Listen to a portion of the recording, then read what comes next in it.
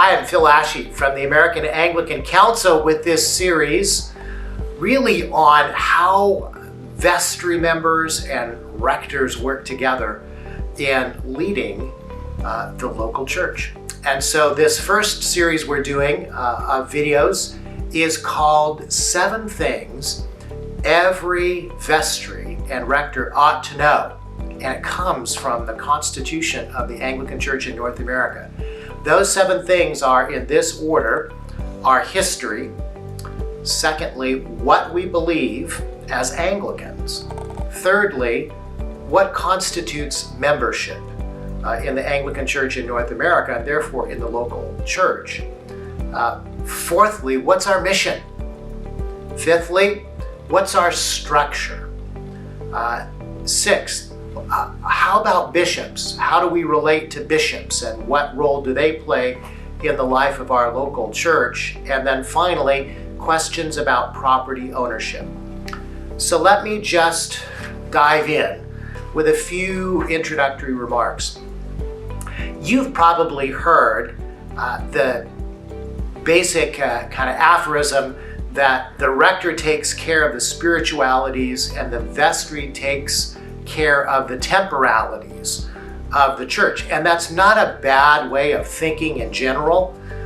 It's very true that rectors have authority over the worship of the church, and they're doing discipleship and taking care of doctrine and preaching and all that, and that under the laws of the state, the vestry is essentially the board of directors and has certain fiduciary duties together that they have to be aware of and have to be very conscientious about.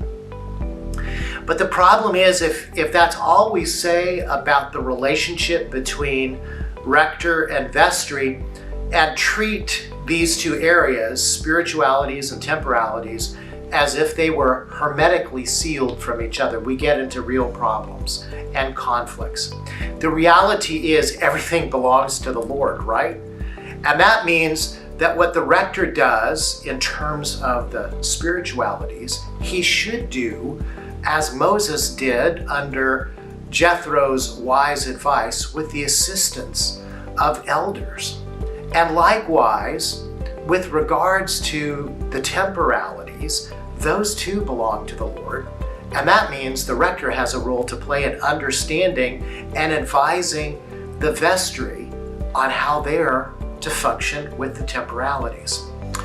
This way of doing governance we call conciliar governance. It's unique, especially among Anglicans. It's not monarchical and hierarchical as if one person makes all the decisions, but it's not congregational either, where everybody gets a vote and the majority decide. No, it's conciliar, and it goes all the way back to Acts chapter 15, where the Jerusalem Council, dealing with some very difficult decisions about whether or not to circumcise Gentiles in order for them to become believers, heard from the Word of God, from the apostles, from people like Barnabas, from the Judaizers, from Gentile converts, and they all came together and made a decision together. And so I've written a book about this. I want to commend it to your attention. It's called Anglican Conciliarism, the Church Meeting to Decide Together. And it's a very long and dense, I know. It's got a lot of footnotes, but it's got some good chapters there about the way Anglicans all over the world do this kind of decision making. And it extends all the way down to your local church and the way that you make decisions. So that's just a way of saying you and the rector, vestry, and rector, you're partners in this. You're not antagonists. You're partners. You're doing this together. And so everything I'm about to say, please bear that in mind as we go through these 7 things that every vestry and rector ought to know.